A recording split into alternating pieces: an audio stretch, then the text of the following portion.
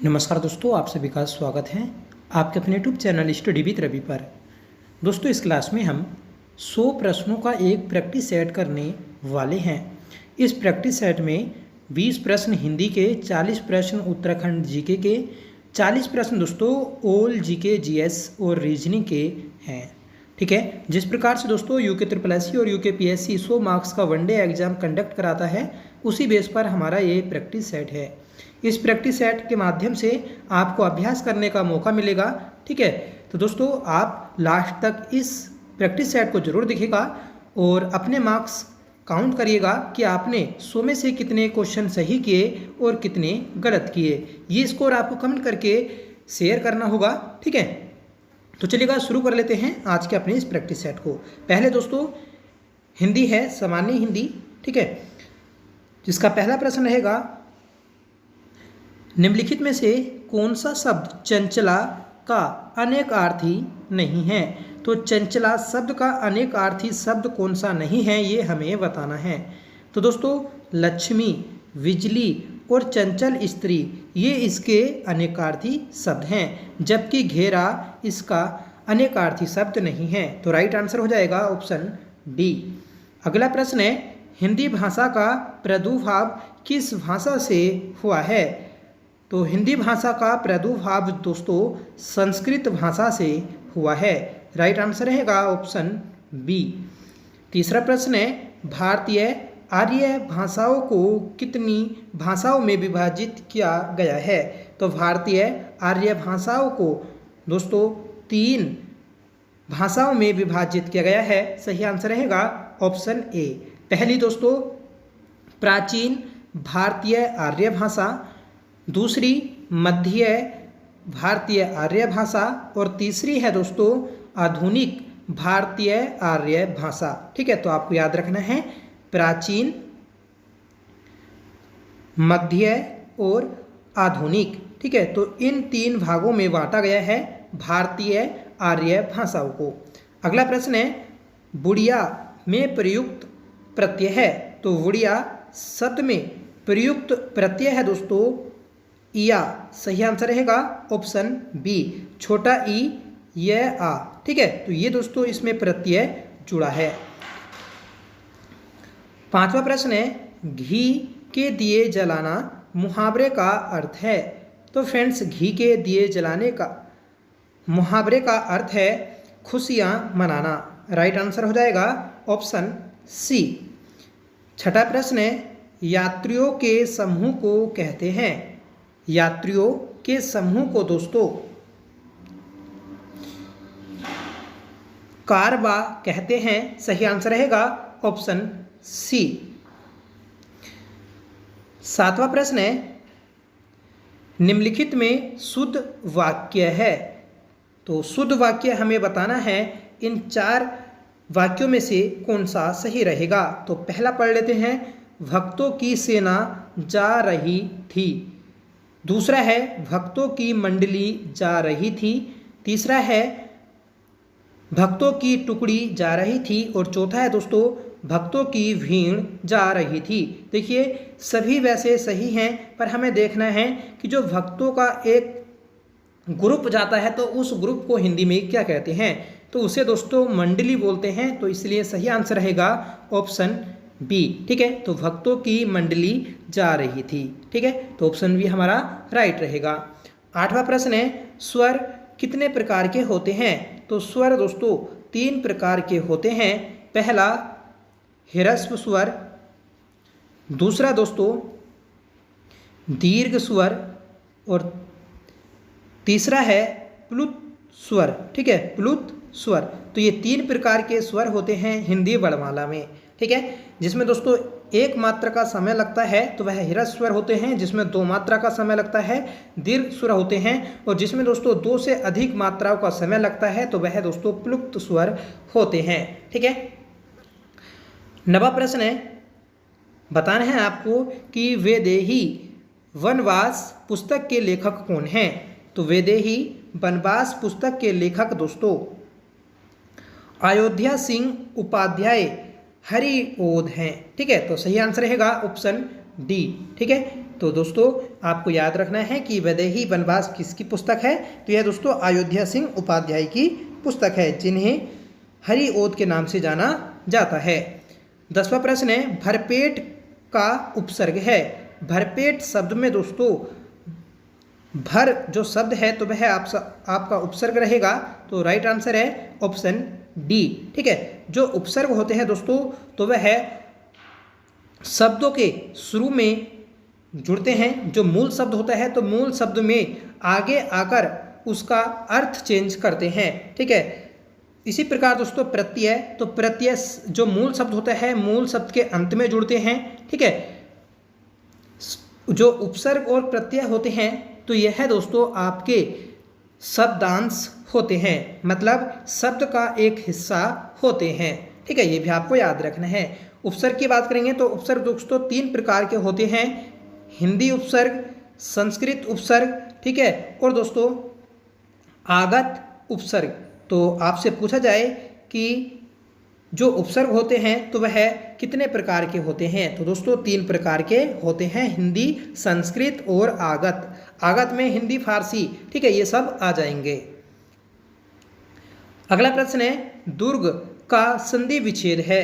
तो दोस्तों दुर्ग शब्द का संधि विच्छेद होगा दू विसर्ग प्लस ग। ठीक है, तो ऑप्शन बी हमारा राइट हो जाएगा। ठीक है, जो दोस्तों र है तो ये र जो टूटेगा आपका विसर्ग में टूटेगा, ये आपको याद रखना है। इसमें आपसे संधि पूछी जाए तो विसर्ग संधि रहेगी।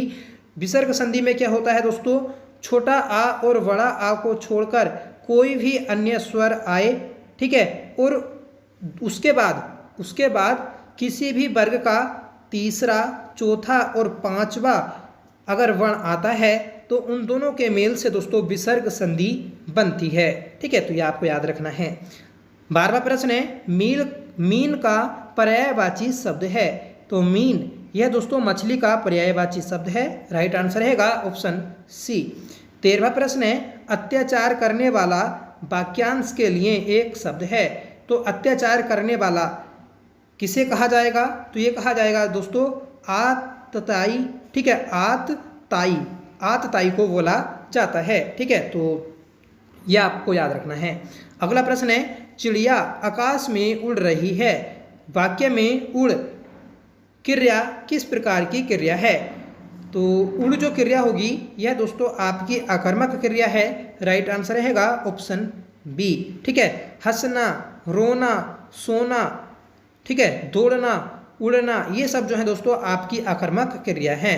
ठीक है, लिखना, पढ़ना, खेलना, खाना, पीना, ये सब क्या है दोस्तों आपकी सकर्मक क्रियाएं हैं। ठीक है, नेक्स्ट क्वेश्चन है, उमा नौकर से दूध मंगवाती है। तो दोस्तों उमा नौकर से दूध मंगवाती है, इसमें कौन सी क्रिया होगी ये हमें बताना है। तो सही आंसर रहेगा ऑप्शन ए प्रेरणार्थक क्रिया। ठीक है, तो ऑप्शन ए राइट रहेगी, क्योंकि ओमा जो है अपनी प्रेरणा से, ठीक है, नौकर से दूध मंगवाती है, तो इसलिए कोई जो काम किया जा रहा है तो वह दोस्तों प्रेरणा पर आधारित है। तो राइट आंसर रहेगा ऑप्शन ए। 16वां प्रश्न है, शायद में भी वाक्य है। तो शायद जो शायद शब्द होता है तो दोस्तों किस प्रकार के वाक्य में प्रयोग किया जाता है, तो दोस्तों संदेह वाक्य में इसका प्रयोग किया जाता है। सही आंसर रहेगा ऑप्शन ए। नेक्स्ट क्वेश्चन है, शक्र किसका पर्यायवाची शब्द है। शक्र दोस्तों इंद्र का पर्यायवाची शब्द है, सही आंसर रहेगा ऑप्शन बी। 18वां प्रश्न है, विरह का विलोमार्थ आर्थक शब्द है। तो विरह का विलोमार्थक शब्द जो रहेगा तो वह दोस्तों मिलना रहेगा, सही आंसर है ऑप्शन बी। विरह का मतलब होता है बिछड़ना और मिलान का अर्थ होता है मिलना, तो इस क्वेश्चन का जो राइट आंसर है ऑप्शन बी। अगला प्रश्न है, उसने कहा था कहानी के रचनाकार हैं। तो उसने कहा था कहानी के रचनाकार हैं दोस्तों ऑप्शन ए चंद्रधर शर्मा गुलेरी। ठीक है, तो राइट आंसर है ऑप्शन ए। अगला प्रश्न है, विराम आदि चिन्हों की दृष्टि से कौन सा वाक्य शुद्ध है। तो दोस्तों हमें बताना है ये जो 4 हमारे वाक्य दिए हैं, इन वाक्यों में विराम चिन्हों का सही प्रयोग किसमें किया गया है। तो ये किया गया है दोस्तों ऑप्शन सी, पिता ने पुत्र से कहा देर हो रही है कब आओगे। ठीक है, तो ये हमारा राइट रहेगा। तो ये था हमारा दोस्तों हिंदी का पोर्शन। आप कमेंट करके बताएं कि आपने 20 में से कितने क्वेश्चन सही किए हैं। अब दोस्तों हम सामान्य ज्ञान तथा सामान्य अध्ययन को सोल्व करेंगे। ठीक है, इसमें पहले दोस्तों रीजनिंग का पोर्शन है जिसमें आपको 10 क्वेश्चन मिलेंगे। तो पहला क्वेश्चन है इसका कि निम्नलिखित विकल्पों में से कौन सा शब्द, वह शब्द चुनिए जो दिए गए शब्दों के अक्षरों का प्रयोग करके नहीं बनाया जा सकता। तो दोस्तों ये शब्द दिया है ऑर्गेनाइजेशन। तो ऑर्गेनाइजेशन शब्द में से, ठीक है, कौन सा शब्द नहीं बनाया जाएगा इसमें से अक्षरों का प्रयोग करके। तो दोस्तों इसका जो राइट आंसर रहेगा ऑप्शन बी राइट रहेगा, क्योंकि ऑर्गेनाइजेशन में कहीं भी ई का प्रयोग नहीं किया गया है। ठीक है, पर ऑरेंज शब्द में ई का प्रयोग हुआ है इसलिए गलत हो जाएगा। स्ट्रोंग, नेशन और GRO गन, ठीक है, ये जो है इसमें जो अक्षरों का प्रयोग किया गया है, वर्णों का प्रयोग किया गया है, तो वह दोस्तों इसमें शामिल हैं। ठीक है, तो इस क्वेश्चन का राइट आंसर रहा ऑप्शन बी। अगला प्रश्न है दिए गए विकल्पों में से विषम शब्द, संख्या, अक्षर चुनिए। तो दोस्तों पणजी, भोपाल, शिलोंग और पुणे, ये जो हैं इसमें 3 राजधानियां हैं। पणजी गोवा की राजधानी, भोपाल मध्य प्रदेश, शिलोंग, ठीक है, मेघालय की राजधानी है। ठीक है, जबकि पुणे जो है यह है महाराष्ट्र का एक शहर है। अगला प्रश्न है यदि प्लस का अर्थ घटाना। ठीक है, तो देखिए इसमें सबसे पहले आपको जैसे जैसा बोला जाता है वहाँ पर आप साइन को रख सकते हैं। तो जहाँ पर भी आपको प्लस का साइन दिखाई दे रहा होगा वहाँ पर आप घटाना मतलब माइनस का साइन रख दीजिए। तो यहाँ पर हमारा माइनस का साइन आ गया। ठीक है, माइनस का अर्थ गुणा, माइनस का अर्थ क्या हो जाएगा गुणा। ठीक है, भाग का अर्थ जोड़ना, भाग का अर्थ क्या हो जाएगा प्लस। ठीक है, तथा गुणा का अर्थ भाग। तो ये हो गया हमारा। अब इस पूरी इक्वेशन को सोल्व करना है और हमें बताना है कि इस इक्वेशन का सही अर्थ क्या है। तो दोस्तों हम इसे जो सोल्व करेंगे बोर्ड मास की सहायता से सोल्व करते हैं। तो सबसे पहले इसमें हम भाग को सोल्व करेंगे। तो 20 को भाग देंगे 10 से तो 2 बार भाग जाएगी, फिर प्लस का साइन। ठीक है, फिर दोस्तों इन दोनों के बीच गुणा होगी तो 4 × 24, तो यहाँ पर 24 लिख लेंगे।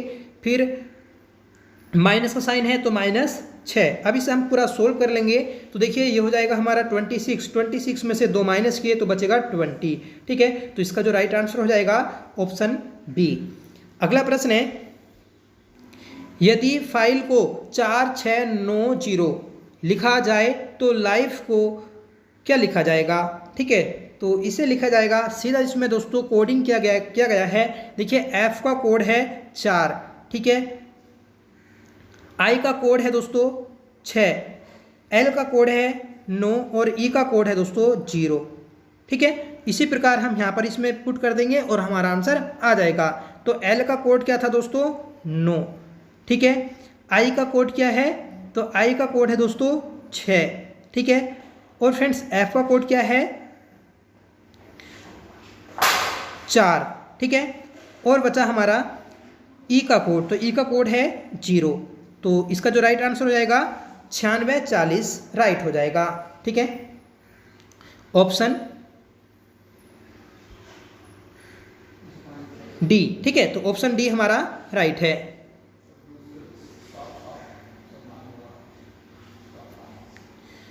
अगला प्रश्न हो जाएगा नीचे प्रश्नों में एक अनुक्रम दिया गया है जिसमें एक पद लुप्त है। 4 दिए गए विकल्पों में से वह विकल्प चुनिए जो अनुक्रम को पूरा करे। तो दोस्तों ये जो हमें एक सीरीज दी है इसमें क्वेश्चन मार्क की जगह बताना है क्या आएगा। ठीक है, तो देखिए 4 में प्लस किए 4 तो 8 बना, 8 में प्लस किए 6 तो 14 बना, 14 में 8 प्लस किए तो दोस्तों 22 बना। अब प्लस करेंगे हम 10, तो 22 में 10 प्लस करेंगे तो आ जाएगा 32। तो इसका जो राइट आंसर हो जाएगा ऑप्शन डी 32। ठीक है, तो देखिए पहले 4 प्लस किया था, फिर 8 फिर 6 प्लस किया था, फिर 8 प्लस किया और इस बार जो किया हमने 10 प्लस किया था, तब हमारा सही आंसर आया ऑप्शन डी। अगला प्रश्न है, निम्नलिखित में से कौन सी उत्तर आकृति प्रश्न आकृति के भाग का उपयोग करके बनाई जा सकती है। तो दोस्तों ये जो हमें प्रश्न आकृति दी है, तो ये बताना है कि ये जो 4 उत्तर आकृति दी हैं तो कौन सी आकृति बन जाएगी। तो इसका जो राइट आंसर रहेगा ऑप्शन ए। ठीक है, तो ऑप्शन ए आकृति इसका सही आंसर रहेगा। अगला प्रश्न है, दी गई श्रृंखलाओं में अगली आकृति ज्ञात कीजिए। तो इसमें सबसे पहले एक साइन को पकड़ना है, तो हम सबसे पहले इसी को ट्रायंगल को पकड़ेंगे, त्रिभुज को। देखिए त्रिभुज पहले इस कोने में था, अब दोस्तों इस वाले कोने में पहुंच गया, फिर इस वाले कोने में आएगा, फिर इस वाले कोने में। ठीक है, तो हम बोल सकते हैं कि एंटी क्लॉकवाइज ये है, घूम रहा है। तो देखिए दूसरे में यहाँ पर आया, तीसरे में यहाँ पर आया, तो चौथे में कहाँ पर आएगा, यहाँ पर। और किस प्रकार से बना होगा, तो ये इस प्रकार से बना होगा। ठीक है, तो हम पहले उत्तर आकृति में से चेक कर लेंगे कि सभी में इस प्रकार से बना है या सिर्फ एक में।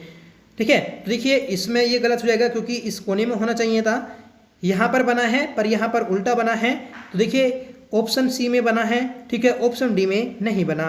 तो ये वाला हमारा आंसर सही हो जाएगा ऑप्शन सी। ठीक है, हमें जो दूसरा साइन दिया है उसे चेक करने की जरूरत ही नहीं पड़ेगी। नेक्स्ट क्वेश्चन है, दी गई प्रश्न आकृति 4 उत्तर आकृतियों में से एक में समाहित है। तो दोस्तों ये जो आकृति दी है ये इन 4 उत्तर आकृति में से किसी एक में समाहित है, ये हमें बताना है। ठीक है, तो देखिए ये जो आकृति छिपी हुई है ये आकृति ऑप्शन ए में छिपी है, क्योंकि इस आकृति को खड़ा करके बनाया गया है इस प्रकार से, और ये कहाँ पर मिल जाएगा, ये यहाँ पर बना है। ठीक है, तो इसलिए ऑप्शन ए राइट हो जाएगा। अगला प्रश्न है, दिए गए विकल्पों में से विषम आकृति चुनिए। तो विषम आकृति देखिए इसमें चारों साइडें या आमने सामने की सेम साइड बनी है। इसमें भी दोस्तों देखिए जब ये नीचे को लटका है तो इसमें भी नीचे को ये साइड लटकी है, ये साइड दोनों पैरेलल है एक दूसरे के। इस वाली आकृति में देखिए अलग है, इसमें ऊपर वाली आकृति ऊपर को निकली है और नीचे वाली जो लाइन है वो नीचे को निकली है। ऑप्शन डी में चारों आमने सामने, ठीक है, सेम बनी है। तो इसका जो राइट आंसर हो जाएगा ऑप्शन डी, क्योंकि दोस्तों इसमें जो है ये आमने सामने वाली आकृति जो है एक दूसरे के विपरीत बन रही है। एक ऊपर को हो रही है सर्किल, हाफ सर्किल, और एक नीचे को हाफ सर्किल बना रही है। ठीक है, ये दोनों अगर एक साइड को हाफ सर्किल बनाती है तो दोस्तों राइट आंसर हो जाता। अगला प्रश्न है, नीचे आकृतियों का एक समुच्चय दिया गया है जिसका वर्गों में समूहकरण किया जा सकता है। उस समूह को चुनिए जिसमें आकृतियों को वर्गीकृत किया जा सकता है। तो दोस्तों वर्गीकृत करना है, हमें 8 आकृतियाँ दी हैं, इनमें से कौन कौन सी आकृति एक वर्ग की हैं। तो देखिए वो जो हमारी 5वीं आकृति है और 8वीं आकृति ये दोनों सेम बनी हैं। ठीक है, तो ये दोनों आकृति एक वर्ग की रहेंगी। तो ये है 5 और ये है 8, तो राइट आंसर रहेगा ऑप्शन सी 5 तथा 8। ठीक है, और बाकी दोस्तों सब डिफरेंट आकृति हैं। अगला प्रश्न है, कंप्यूटर के ब्रेन को किस नाम से जाना जाता है। तो दोस्तों कंप्यूटर का ब्रेन किसे कहते हैं, तो ये दोस्तों सीपीयू को कहते हैं। सही आंसर रहेगा ऑप्शन डी। सीपीयू की फुल फॉर्म होती है सेंट्रल प्रोसेसिंग यूनिट। ठीक है, अगला प्रश्न है, कंप्यूटर प्रोग्राम में एरर को कहते हैं। एरर को दोस्तों वंग कहते हैं। सही आंसर रहेगा ऑप्शन बी। 33वां प्रश्न है, निम्न में से कौन सी कंप्यूटर लैंग्वेज एक गणितीय ओरिएंटेड है जिसका प्रयोग वैज्ञानिक समस्याओं के लिए किया जाता है। तो दोस्तों कौन सी कंप्यूटर लैंग्वेज एक गणितीय ओरिएंटेड लैंग्वेज है जिसका प्रयोग वैज्ञानिक समस्याओं में किया जाता है। तो राइट आंसर रहेगा हमारा, तो ऑप्शन दोस्तों हमारा सी राइट रहेगा, फोर्ट्रॉन। ठीक है, जो फोर्ट्रॉन लैंग्वेज है यह है दोस्तों एक गणितीय ओरिएंटेड है जिसका प्रयोग वैज्ञानिक समस्याओं के लिए किया जाता है। अगला प्रश्न है, IPv6 प्रोटोकॉल IP पते को परिभाषित करता है। तो ये करता है दोस्तों ऑप्शन सी 128 बिट को। तो राइट आंसर रहेगा ऑप्शन सी। अगला प्रश्न है, साइबर सुरक्षा की विशेषताएं हैं। तो ये हैं दोस्तों उपयुक्त सभी। ठीक है, अनुपालन, आंतरिक खतरों से प्रतिरक्षा, खतरे की रोकथाम। ठीक है, तो ऑप्शन डी हमारा राइट है, ये दोस्तों साइबर सुरक्षा में होता है। अगला प्रश्न है, पानीपत का द्वितीय युद्ध किसके बीच लड़ा गया? तो पानीपत का द्वितीय युद्ध 1556 में लड़ा गया था। ये लड़ा गया दोस्तों हेमू और अकबर के मध्य। राइट आंसर रहेगा ऑप्शन बी। 37वां प्रश्न है, डिस्कवरी ऑफ इंडिया पुस्तक के लेखक हैं। डिस्कवरी ऑफ इंडिया पुस्तक के लेखक हैं दोस्तों पंडित जवाहरलाल नेहरू। सही आंसर है ऑप्शन बी। ठीक है, इन्होंने दोस्तों ये जो पुस्तक लिखी थी 1946 में लिखी थी, अहमदाबाद किले में नज़रबंद होने के समय। अहमदनगर, ठीक है, जो अहमदनगर किला है तो इसमें लिखी गई थी 1946 में। ठीक है, और अहमदनगर दोस्तों आपका महाराष्ट्र में स्थित है। अगला प्रश्न है, महात्मा गांधी ने निम्नलिखित में से किसे अपना राजनीतिक गुरु माना था? तो फ्रेंड्स, महात्मा गांधी ने अपना राजनीतिक गुरु जो माना तो वह है गोपाल कृष्ण गोखले को माना था। सही आंसर रहेगा ऑप्शन बी। 39वां प्रश्न है, निम्नलिखित में से कौन सा पुर्तगाली उपनिवेश नहीं था? तो दोस्तों मछलीपट्टनम जो था यह पुर्तगालियों का उपनिवेश नहीं रहा, जबकि मुंबई, हुगली और चोल ये तीनों रहे हैं। ठीक है दोस्तों, पुर्तगालियों ने अपनी सर्वप्रथम जो कोठी खोली तो वह 1503 में खोली थी। ठीक है, अगला प्रश्न है, निम्नलिखित में से किसने 1871 में इटली का एकीकरण किया? तो इटली का एकीकरण जो किया था 1871 में तो वह गैरीवाल्डी ने किया था। सही आंसर रहेगा ऑप्शन बी। ठीक है, जबकि एकीकरण, इटली के एकीकरण का जो जनक माना जाता है तो वह जोसेफ मैचनी को माना जाता है। सही आंसर रहेगा ऑप्शन ए। अगला प्रश्न है, किस तारीख को पृथ्वी की स्थिति सूर्य के सबसे पास होती है? तो दोस्तों सूर्य और पृथ्वी किस तारीख को सबसे नज़दीक होते हैं? तो यह दोस्तों 3 जनवरी को होते हैं। और जब पृथ्वी और सूर्य के बीच की दूरी सबसे कम होती है तो उस घटना को दोस्तों उपसौर के नाम से जाना जाता है। इसी प्रकार दोस्तों एक समय पर दोस्तों ये सबसे दूर होंगे और इस घटना को अपसौर के नाम से जाना जाता है, ये आप याद रखिएगा। और ये घटना होती है 4 जुलाई को। ठीक है, तो सबसे पास की घटना 3 जनवरी, सबसे दूर की घटना 4 जुलाई। अगला प्रश्न है, भूकंप की निम्नलिखित में से कौन सी तरंगें सबसे ज़्यादा विनाशक होती हैं? तो दोस्तों सतही तरंगें जो होती हैं तो यह सबसे ज़्यादा विनाशक होती हैं। अगला प्रश्न है, भाखड़ा बांध किस नदी पर बना हुआ है? भाखड़ा बांध यह दोस्तों सतलज नदी पर बना है।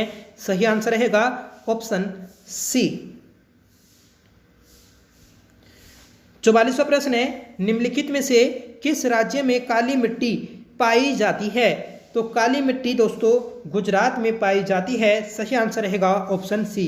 काली मिट्टी को दोस्तों कपासी मिट्टी, चैरलोजम और रेगूर के नाम से जाना जाता है। ठीक है, वन अनुसंधान संस्थान कहाँ स्थित है? तो दोस्तों FRI जिसकी स्थापना 1906 में की गई, ये आपका देहरादून में स्थित है। सही आंसर रहेगा ऑप्शन बी। नेक्स्ट क्वेश्चन है, भारत का संविधान सभा द्वारा को अपनाया गया था और 26 जनवरी 1950 को लागू हुआ था। तो दोस्तों इसे जो अपनाया था तो वह 26 नवंबर 1949 को अपनाया और लागू किया था 26 जनवरी 1950 को। तो सही आंसर रहेगा ऑप्शन सी। अगला प्रश्न है, निम्नलिखित में से किसने सर्वप्रथम वर्ष 1935 में संविधान सभा का सुझाव प्रस्तावित किया? तो प्रस्तावित किया था दोस्तों MN राय ने। सही आंसर रहेगा ऑप्शन डी। ठीक है, सबसे पहले दोस्तों आधिकारिक तौर पर संविधान सभा की जो मांग की गई तो वह 1935 में की गई थी। ठीक है, अगला प्रश्न है, लोकसभा के पहले स्पीकर कौन थे? तो लोकसभा के पहले स्पीकर अध्यक्ष थे GB मावलंकर। सही आंसर रहेगा ऑप्शन ए। GB मावलंकर को दोस्तों लोकसभा का पिता, लोकसभा का जनक बोला जाता है भारत में। और यह 1952 में जब आम चुनाव हुए थे उसमें पहले अध्यक्ष बने थे। अगला प्रश्न है, निम्नलिखित में से कौन सा युग्म सही सुमेलित नहीं है? तो तो पहला युग्म है दोस्तों समानता का अधिकार, ये दोस्तों अनुच्छेद 14 से 18 तक आता है। स्वतंत्रता का अधिकार 19 से 22 तक। शोषण के विरुद्ध अधिकार, यह दोस्तों अनुच्छेद 29 से 30 में नहीं आता, इसलिए ये सही हो जाएगा। ठीक है, ये जो आता है आपका 23 और 24 अनुच्छेद में आता है। ठीक है, ऑप्शन डी था संवैधानिक उपचारों का अधिकार, तो यह अनुच्छेद 32 में है। ठीक है, तो याद रखिएगा ऑप्शन सी हमारा राइट है कि शोषण के विरुद्ध अधिकार जो दिया है अनुच्छेद 29 से 30, ये गलत है, ये होना चाहिए था 23 और 24। अगला प्रश्न है संयुक्त राष्ट्र मानव अधिकार परिषद का गठन किस वर्ष किया गया? तो इसका गठन किया गया था दोस्तों जून 2006 में। सही आंसर रहेगा ऑप्शन ए। ठीक है, जून 2006 में दोस्तों इसका गठन किया गया और इसका मुख्यालय दोस्तों जेनेवा में स्थित है। अगला प्रश्न है भारत में राजकोषीय नीति का सूत्रपात के द्वारा होता है? तो ये होता है दोस्तों वित्त मंत्रालय के द्वारा। राइट आंसर रहेगा ऑप्शन बी। 52वां प्रश्न है आर्थिक सर्वेक्षण इकोनॉमिक सर्वे किसके द्वारा प्रकाशित होता है? तो इकोनॉमिक सर्वे यह दोस्तों वित्त मंत्रालय के द्वारा प्रकाशित होता है। सही आंसर रहेगा ऑप्शन सी। 53वां प्रश्न है भारत में राष्ट्रीय आय का आकलन करने वाली समिति है? तो ये होती है केंद्रीय सांख्यिकी संगठन। ठीक है, सही आंसर रहेगा ऑप्शन डी और इसका मुख्यालय नई दिल्ली में स्थित है। अगला प्रश्न है वर्ष 1991 की नई उदार आर्थिक नीति के परिचय के साथ भारतीय अर्थव्यवस्था ने इसके अतिरिक्त निम्नलिखित सभी के माध्यम से मौजूदा आर्थिक समस्याओं को संबोधित किया।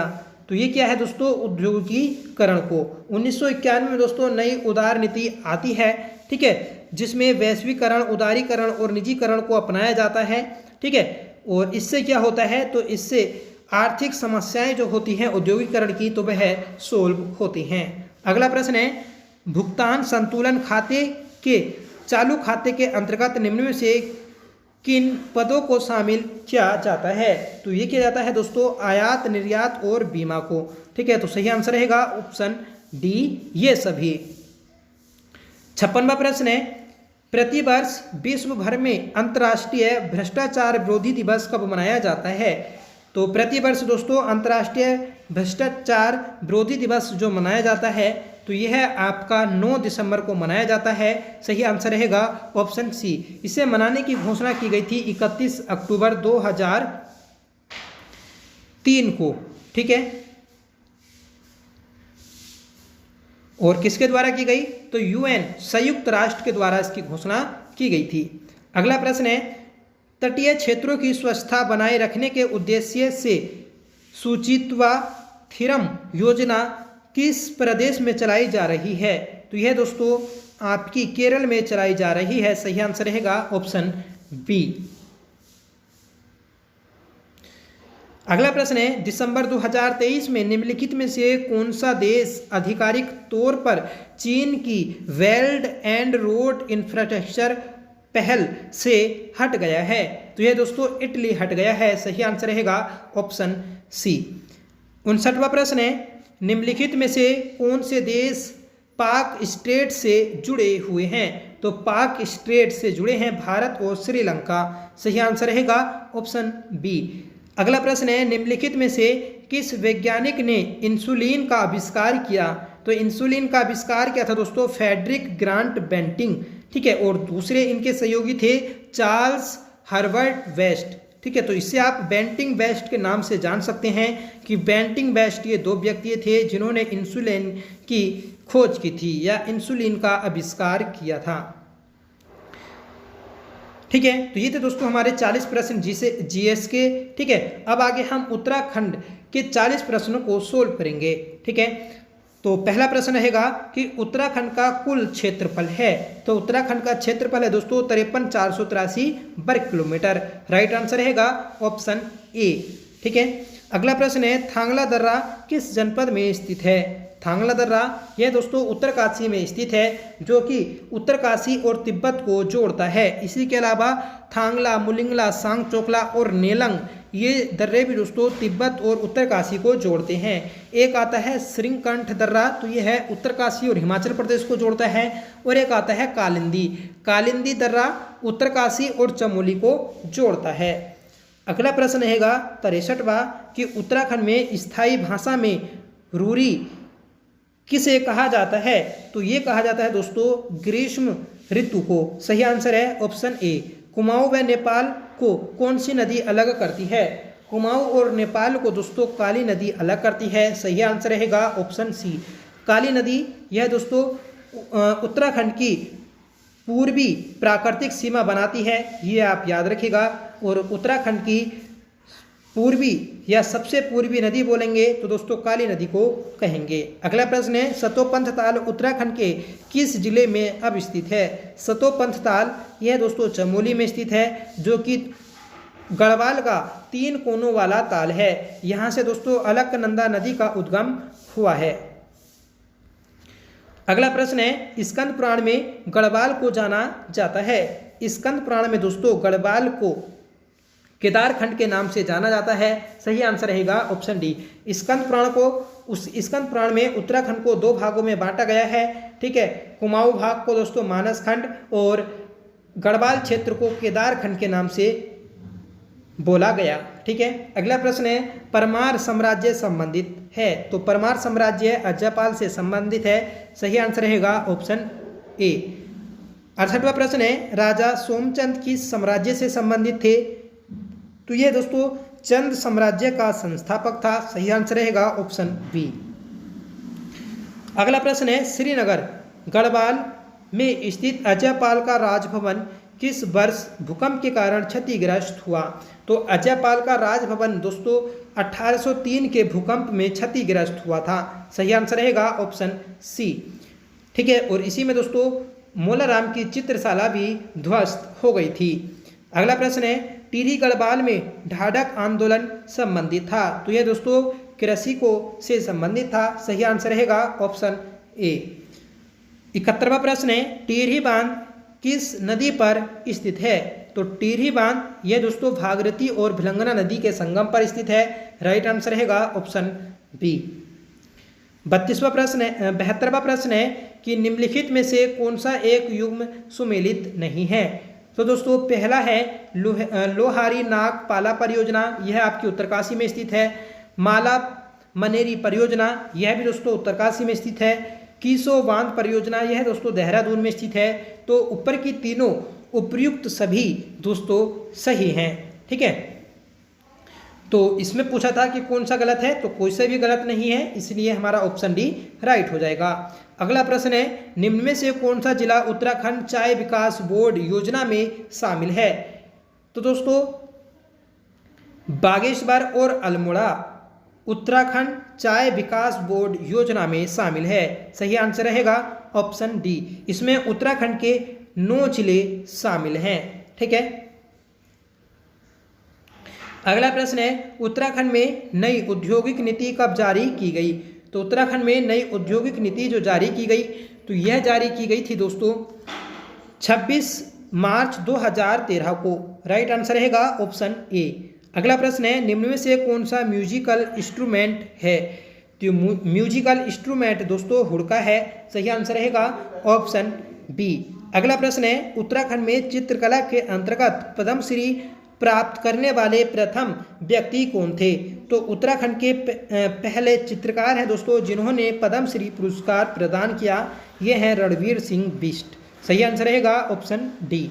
अगला प्रश्न है पर्वत श्रृंखलाओं में घास काटते समय समवयस्कों द्वारा कौन सा नृत्य किया जाता है?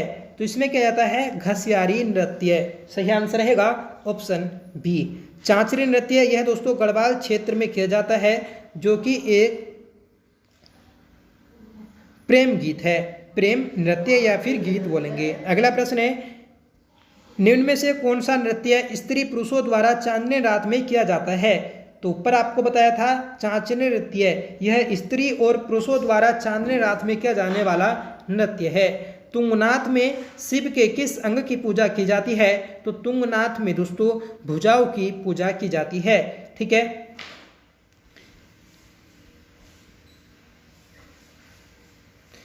ये आपको याद रखना है।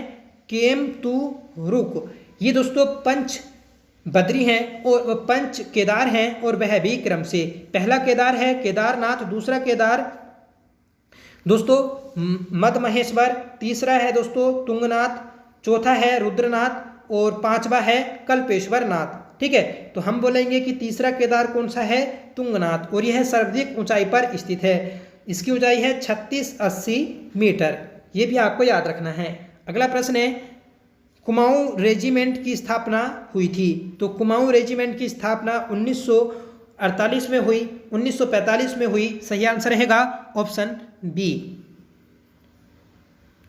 ठीक है, और ये स्थापना हुई थी दोस्तों आगरा में। अगला प्रश्न है, वन अनुसंधान संस्थान देहरादून को डीम्ड विश्वविद्यालय का दर्जा किस वर्ष दिया गया? तो दोस्तों FRI को डीम्ड का दर्जा जो दिया गया तो वह दिया गया था वर्ष 1991 को। सही आंसर रहेगा ऑप्शन सी। विश्वविद्यालय राज्य का अग्रणी शिक्षण संस्थान है जो एक शीर्ष शोध संस्था भी है। इसका परिसर निम्न में से किस स्थान पर है? तो इसका परिसर दोस्तों चमोली में है। सही आंसर रहेगा ऑप्शन सी। अगला प्रश्न है, लुएथाप गुफा शैलचित्र उत्तराखंड के किस जिले में स्थित है? तो लुएथाप यह दोस्तों अल्मोड़ा में स्थित है। सही आंसर रहेगा ऑप्शन सी। अगला प्रश्न है, निम्नलिखित में किस स्थान से कैलाश मानसरोवर चीन सबसे कम दूरी पर स्थित है? तो कैलाश मानसरोवर यह दोस्तों तवा घाट से सबसे कम दूरी पर है। जो हमें 4 ऑप्शन दिए थे, इन 4 में तवा घाट सबसे नज़दीक है दोस्तों कैलाश मानसरोवर के। तवा घाट यह दोस्तों पिथौरागढ़ में स्थित है, जो कि अंतिम स्थल है उत्तराखंड का। अगला प्रश्न है, उत्तराखंड राज्य में प्रसिद्ध टपकेश्वर मंदिर कहाँ स्थित है? तो टपकेश्वर मंदिर यह दोस्तों देहरादून में स्थित है। सही आंसर रहेगा ऑप्शन बी। ठीक है, यहाँ पर दोस्तों निरंतर जल स्वयं ही टपकता रहता है, जिस कारण इस स्थान को टपकेश्वर के नाम से जाना गया। और यहाँ पर ही दोस्तों भगवान शिव का मंदिर स्थित है, जिस कारण इसे टपकेश्वर मंदिर बोला जाता है। अगला प्रश्न है, हजरत अलाउद्दीन अहमद साबिर की दरगाह कहाँ अब स्थित है? तो ये दोस्तों रुड़की में स्थित है। सही आंसर रहेगा ऑप्शन सी। ठीक है, तो प्राण कलियर में स्थित है हजरत अलाउद्दीन अहमद साबिर की दरगाह। अगला प्रश्न है, निम्नलिखित में से कौन महर्षि वाल्मीकि की तपस्थली है? तो यह दोस्तों कोट महादेव ये जो स्थल है यह महर्षि वाल्मीकि की तपस्थली है। 88वां प्रश्न है, उत्तराखंड के कौन से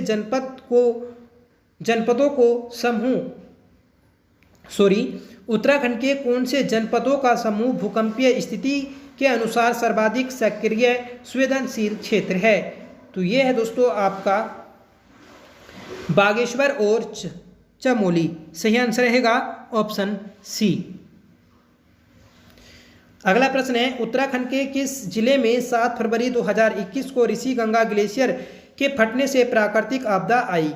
तो ये आई थी दोस्तों चमोली में। ठीक है, ऋषि गंगा जो ग्लेशियर है आपका चमोली जनपद में स्थित है।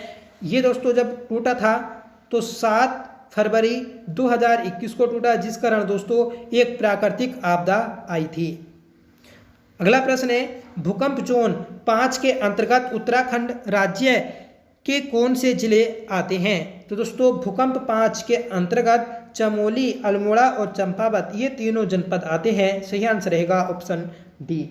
अगला प्रश्न है, मालपा भूस्खलन के समय राहत अभियान के लिए कौन सा ऑपरेशन चलाया गया था? तो मालपा भूस्खलन ये दोस्तों पिथौरागढ़ में हुआ था 1998 में। इससे राहत बचाव के लिए ऑपरेशन ब्लू एंजल को चलाया गया था। सही आंसर रहेगा ऑप्शन ए। अगला प्रश्न है, उत्तराखंड के किस स्थान पर वन्य जंतु रक्षक प्रशिक्षण केंद्र स्थापित किया गया है? तो ये किया गया है दोस्तों कालागढ़ पौड़ी गढ़वाल में। सही आंसर रहेगा ऑप्शन सी। तो याद रखिएगा कि राज्य में वन्य जंतु संरक्षक प्रशिक्षण केंद्र स्थित है कालागढ़ में। अगला प्रश्न है, बुनकरों के उत्पादन में वृद्धि तकनीकी कौशल एवं आधुनिकीकरण हेतु उत्तराखंड में कौन सी योजना संचालित है? तो उत्तराखंड में दोस्तों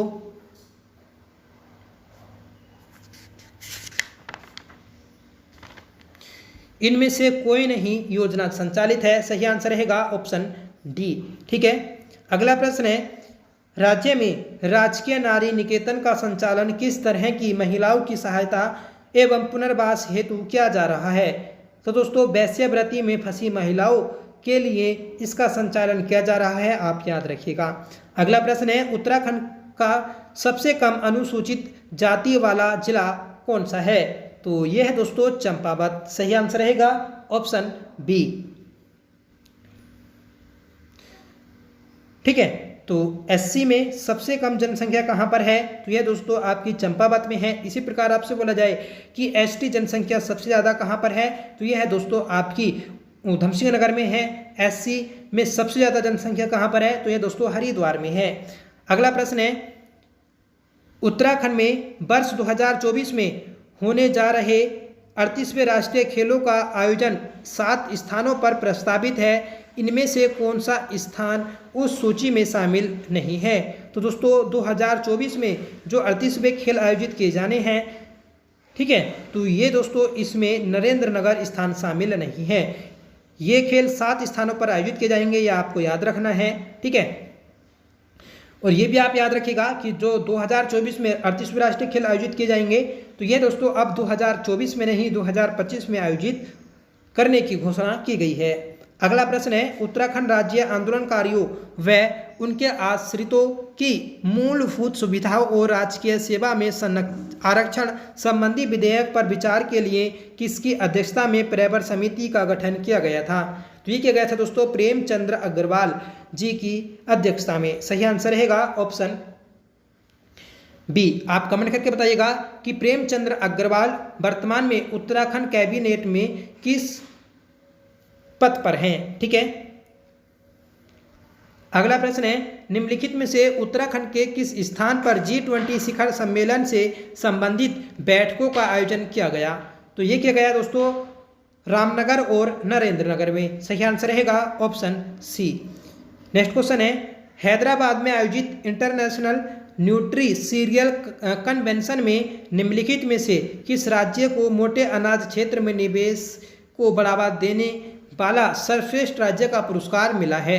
तो इसका आंसर आपको कमेंट करके बताना है कि सही आंसर क्या रहेगा। ठीक है, और साथ में बताइएगा दोस्तों आपको ये प्रैक्टिस सेट कैसा लगा, आपने 100 में से कितने क्वेश्चन सही किए, ये आपको कमेंट करके बताना होगा, और दोस्तों कितने क्वेश्चन आपने गलत किए। ठीक है, तो प्लीज़ अपना स्कोर जरूर शेयर करें। साथ में बताएं दोस्तों आपको क्लास कैसी लगी। आई होप क्लास आपको पसंद आई होगी। अगर आपको पसंद आई हो तो प्लीज़ इसे लाइक करिएगा, दोस्तों में शेयर करिएगा। आप हमारे चैनल पर पहली बार विजिट कर रहे हैं तो प्लीज़ चैनल को सब्सक्राइब जरूर कर लीजिएगा। तो मिलते हैं दोस्तों नेक्स्ट क्लास के साथ, तब तक के लिए bye. Thank you so much for watching. जय हिंद।